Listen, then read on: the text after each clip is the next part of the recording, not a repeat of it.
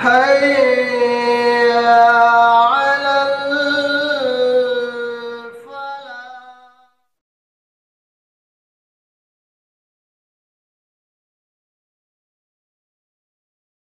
الحمد لله رب العالمين والصلاة والسلام على رسوله الأمين وعلى آله وأصحابه أجمعين أما بعد. وعن عائشة رضي الله تعالى عنها أن رسول الله صلى الله عليه وسلم قال: إذا نعس أحدكم وهو يصلي فليرقد حتى يذهب عنه النوم، فإن أحدكم إذا صلى وهو ناعس لا يدري لعله يذهب يستغفر فيسب نفسه. رواه متفق عليه. ایک بڑی اہم حدیث آپ حضرات کے سامنے پیش کی جا رہی ہے، جس کو حضرت عائشہ رضی اللہ تعالیٰ عنہ نے روایت کیا. فرماتی ہیں اللہ کے رسول صلی اللہ علیہ وسلم نے ارشاد فرمایا: اذا نعس احدکم وهو يصلي، جب تم میں کا کوئی آدمی نماز کی حالت میں ہو اور نماز کی حالت میں اسے اونگ آئے. اونگ یہ نیند کی شروعات ہے، یہاں سے نیند کی شروع ہوتی ہے اور اختتام نیند کی آخری حصہ جو ہوتا ہے یہ نیند کا اختتام ہوتا ہے. تو اللہ کے نبی نے فرمایا اذا نعس احدکم، جب تم میں کا کوئی آدمی نماز کی حالت میں ہو اور اسے اونگ جاری ہو جائے تو آپ نے فرمایا فلیترک، آدمی کو چاہیے کہ وہ اپنی نماز کو وہیں پر روک دے، آدمی وہاں پر آرام کر لے. حتی یذہب عنہ النوم، یہاں تک کہ نیند کا غلبہ اس سے ختم ہو جائے. اس کے بعد پھر آپ صلی اللہ علیہ وسلم فرمایا فَإِنَّ أَحْدَكُمْ إِذَا صَلَّى وَهُوَ نَاعِسٌ، جب تم میں کا کوئی آدمی نماز کی حالت میں ہوتا ہے اور اس پر اونگ طاری ہو جاتی ہے، لَا يَدْرِي لَعَلَّهُ يَذْهَبْ فَيَسْتَغْفِرُ نَفْسَهُ، اگر آدمی نماز کی حالت میں ہے اور اس پر اونگ کا غلبہ آ جائے تو آدمی کے لیے اللہ کے نبی نے فرمایا کہ آدمی کو اس بات کا علم نہیں ہوتا کہ وہ اپنے نفس کے لیے اللہ سے مغفرت کی طرح دعا کر رہا ہے یا پھر ایسی کوئی دعائیں مانگ رہا ہے نیند کے غلبے میں کہ آدمی ان دعاؤں کے ذریعے سے اپنے آپ کو ہلاکت میں ڈال دے. تو اس حدیث سے مجھے اور آپ کو جو اہم باتیں معلوم ہوئی وہ یہ ہے کہ اگر کوئی آدمی نماز کی حالت میں ہے اور اس پر اونگ طاری ہو جائے تو آدمی کو چاہیے کہ وہ اپنی نماز کو وہیں پر ختم کر دے، آدمی اپنی نماز کو چھوڑ دے، نماز کو ترک کر دے اور آدمی جو ہے آرام کر لے. اب یہاں پر اس حدیث کی گہرائی میں ہم جاتے ہیں کہ اس حدیث سے مراد فرض نمازیں ہیں یا پھر نفل نمازیں ہیں. اس حدیث کی شرح میں محدثین نے لکھا ہے کہ اس سے مراد فرض نمازیں نہیں ہیں بلکہ اس سے مراد نوافل ہیں. عام طور پر کیا ہوتا ہے جب رمضان کے مہینے میں رمضان کی مناسبت سے جب ہم اور آپ تراویح پڑھتے ہیں اس وقت کیا ہوتا ہے بس اوقات امام صاحب جو ہوتے ہیں ایک پارے کی اس میں وہ نماز کو رکعتوں کو لمبا کرتے ہیں، طویل کرتے ہیں قرات کو. تو ایسے موقع پر بس اوقات کیا ہوتا ہے آدمی کو ظاہر سی بات ہے کہ رات کا موقع ہوتا ہے تو آدمی پر نیند کا غلبہ ہو جاتا ہے، آدمی کبھی کبھار اونگ میں آ جاتا ہے. تو ایسے موقع پر آدمی کو چاہیے کہ اگر اس پر اونگ طاری ہو جائے تو آدمی کو چاہیے فلیرقد، آدمی کیا ہے اپنی نماز کو وہیں پر ختم کر دے.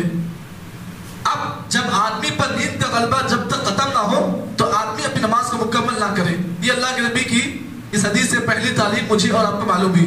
اب یہاں پر سوال یہ پیدا ہوا آدمی یہ عمل کیوں کرے، اللہ کے نبی نے ایسا کیوں کہا؟ اس لیے کہ آپ جانتے ہیں نماز کی اصل روح ہے، نماز کی اصلی جان خشوع ہے، خشوع خضوع ہے، یہ نماز کی اصلی روح ہے.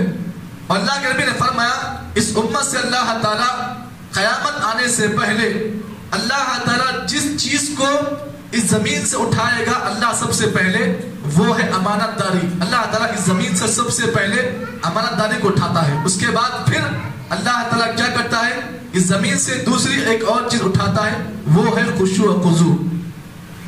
آج ہماری اور آپ کی نمازوں کا معاملہ دیکھو، اکثر نمازیں ہماری جو ہے خشوع و خضوع سے بالکل خالی ہیں. نماز میں دماغ کہیں اور رہتا ہے ہمارا. اب یہاں پر آپ اس بات کو بھی سمجھ لیں کہ اگر کوئی آدمی حالت نماز میں ہے لیکن اس کی نگاہیں کہیں اور ہے، مسجد کی دیوار پر ہے یا پھر اپنے کپڑے کے اوپر ہے یا پھر بازو والے آدمی کی طرف نگاہ ہے کہ آدمی کیسا رکوع کر رہا کیسے سجدہ کر رہا. اگر نگاہیں ہماری اگر نماز میں ادھر ادھر اگر جاتی ہیں اس بات کو آپ جان لیں، یہاں سے آپ کا خشوع و خضوع ختم ہو جاتا ہے۔ اب ایسے تمام لوگ جو اس حرکتوں کو کرتے ہیں، عام طور پر کیا ہوتا ہے تراویح کی نماز میں ہم دیکھتے ہیں کہ بعض لوگ ادھر کھو جاتے، بعض کی نگاہیں کہیں اور ہوتی ہیں۔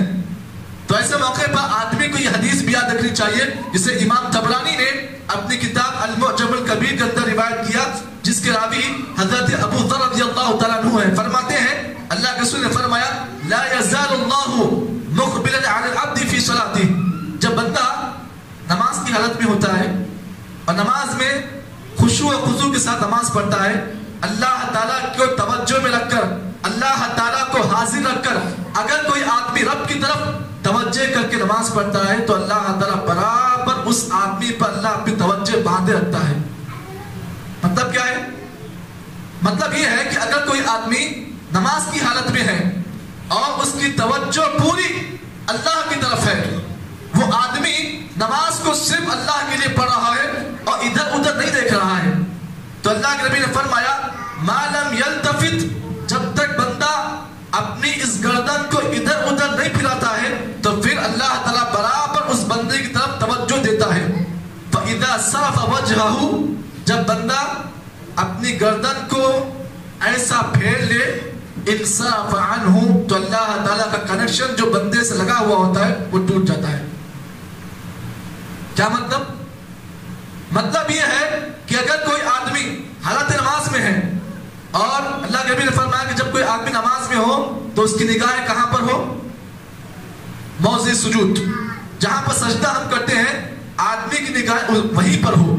اگر آدمی اس حالت میں نماز پڑھتا ہے کہ اس کی نگاہیں سجدے کے مقام پر ہے تو اس کا مطلب یہ ہے کہ وہ آدمی برابر اللہ کی نگاہ میں ہے، اللہ تعالیٰ برابر اس کی طرف نگاہ کرتا ہے۔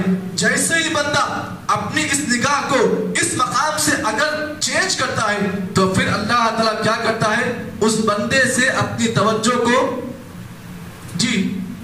پھیر لیتا ہے۔ تو معلوم اس حدیث سے یہ ہوا کہ جب بھی آپ نماز میں ہو، چاہے فرض نماز ہو، چاہے نفل ہو، چاہے سنت ہو، آپ کی نگاہیں کہاں ہونی چاہیے؟ آپ کی نگاہیں آپ کے سجدے کے مقام پر ہونا چاہیے آپ کی نگاہوں کا۔ اگر آپ اپنی نگاہوں کو ادھر ادھر پھیرتے ہو یا پھر مسجد کے ٹیوب لائٹ کی طرف پھیرتے ہو یا فین کی طرف پھیرتے ہو تو پھر یہاں پر ایک اور بات بتا دوں کہ اگر کوئی حالت نماز میں ہے اور اپنی نگاہیں آسمان کی طرف بلند کر رہا ہے یا پھر نگاہیں ایسے اٹھا رہا ہے تو اللہ کے نبی نے ایسے لوگوں کے لیے یہ وعید نازل کی، اللہ کے نبی نے یہ وعید بیان کی کہ اللہ تعالیٰ اس کی آنکھوں کو اللہ ایسے ہی اٹھا لیتا ہے، اس کی نظروں کو اللہ تعالیٰ ایسے چھین لیتا ہے۔ یہ بہت بڑا سزا ہے، یہ بہت بڑی وعید ہے ان لوگوں کے لیے جو نماز میں اپنی نگاہیں اوپر اٹھاتے ہیں یا پھر اپنی نگاہیں جو لوگ سجدے کے مقام سے ہٹا کر ادھر ادھر رکھتے ہیں، تو ایسے لوگوں کے لیے بہت بڑی وعید ہے، اللہ کے نبی نے احادیث میں بیان کی ہے۔ اب اس حدیث میں جو پہلے جو حدیث میں نے آپ کے سامنے پیش کی، اللہ کے نبی نے کیا فرمایا؟ جب بھی کوئی آدمی نماز کی حالت میں ہو، اگر اس پر اونگ طاری ہو جائے تو آدمی کو چاہیے کہ وہ نماز کو وہیں پر ختم کر دے۔ اب یہاں پر اس سلسلے میں علماء کے دو اقوال ہیں۔ پہلا قول، بعض علماء کہتے ہیں کہ اونگ سے مراد ایسی اونگ جو ہلکی ہے، ہلکی اونگ۔ اس کا مطلب یہ ہے کہ ہلکی اونگ کا مطلب یہ ہے کہ آدمی کو اپنے بازو والے کا علم ہو کہ مجھے میرے بازو کون ٹھہرا ہے اور امام صاحب کیا پڑھا رہے ہیں، امام صاحب کہاں پر ہیں، قیام میں ہے یا رکوع میں ہے یا سجدے میں ہے۔ اگر آدمی کو اس کا علم ہے نماز کے اندر تو پھر وہ اونگ اس کے لیے نقصان دہ نہیں ہے۔ لیکن ایسی اونگ جو آدمی کو اتنا تبدیل کر دے کہ آدمی کو یہ بھی نہیں معلوم کہ امام صاحب رکوع میں یا سجدے میں ہے، اب جب ایسی اونگ انسان پر غالب ہو جائے تو آدمی کے لیے بہتر یہ ہے کہ وہ آدمی اپنی نماز کو وہیں پر ختم کر دے۔ پھر جب آدمی کے اندر پھرتی آ جائے تو پھر وہ اپنی نماز کو واپس لوٹا دے۔ یہ علماء کے دو اقوال ہیں جو میں نے آپ کے سامنے اس حدیث کی روشنی میں پیش کی ہے۔ اللہ سے دعا ہے کہ اللہ تعالیٰ مجھے اور آپ کو جتنی باتیں اس حدیث کی روشنی میں بتائی گئی ہیں، اللہ تعالیٰ ہم تمام کو نماز کو اس کے خشوع و خضوع کے ساتھ پڑھنے کی توفیق عطا فرمائے۔ آمین۔ سبحان اللہ بحمدہ، سبحانک اللہم وبحمدک، نشہد ان لا الہ الا انت، نستغفرک ونتوب الیک۔